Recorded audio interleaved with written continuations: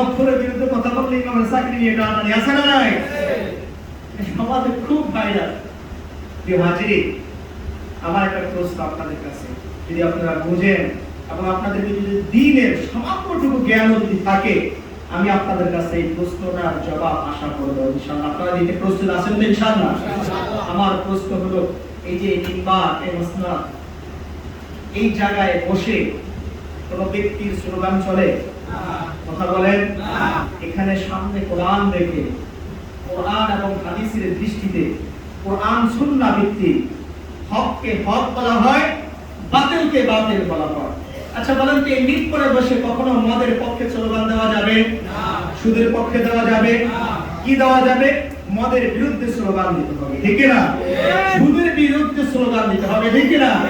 এখন এই মিম্বার, এই মসনদ যতদিন থাকবে, এখানে যে এসেই বসবে, সে যদি আলেম হয়, দায়ী হয়, তার জবান থেকে মদের বিরুদ্ধেই কথা বের হবে, ঠিক না?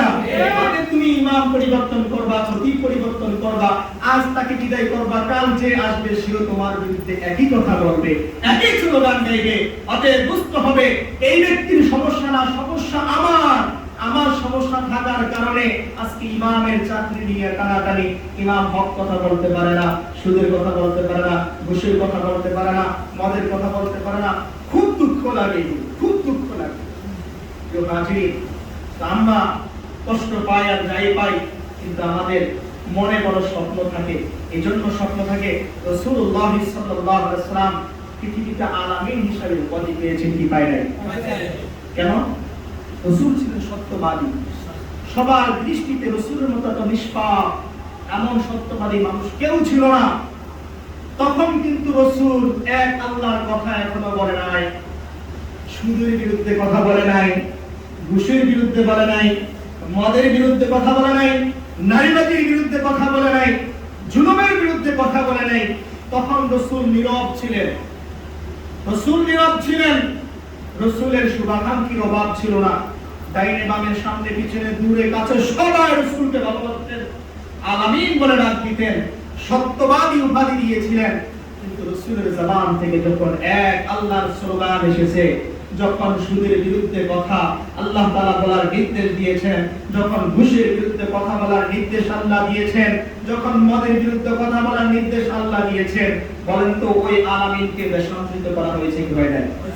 ওই আলামিনকে মক্কা থেকে মদিনায় হিজরত করতে বাধ্য করা হয়েছে কি হয় নাই?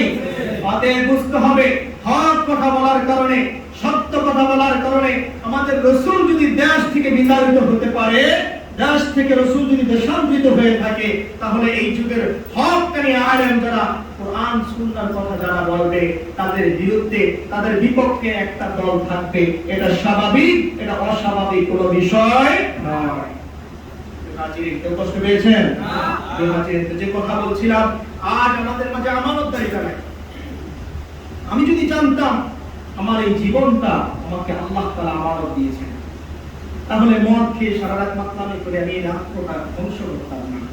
আমি যদি জানতাম এই জীবনটা আমাকে আল্লাহ আমানত দিয়েছেন, তাহলে এই রাত্রটাকে আমি নিয়ামত হিসেবে গ্রহণ করে ইবাদতে কাটিয়ে দিতাম, ঠিক কি না?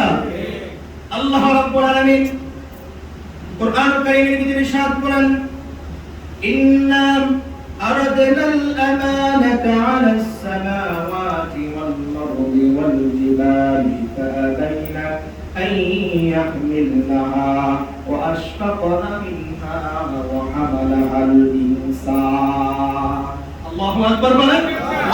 আল্লাহ তাআলা প্রত্যেকটা মানুষকে, প্রত্যেকটা ইনসানকে, প্রত্যেকটা পুরুষকে, প্রত্যেকটা নারীকে, প্রত্যেকটা নওজোয়ানকে, প্রত্যেকটা বৃদ্ধকে তার জীবনের প্রত্যেকটা সময়, প্রত্যেকটা অঙ্গ প্রত্যঙ্গ, প্রত্যেকটা মহামূল্যবান জিনিসকে আল্লাহ তাআলা আমানত হিসেবে দিয়েছে। সুবহানাল্লাহ।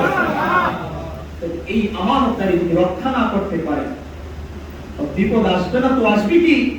গজব আসবে না তো আসবে কি?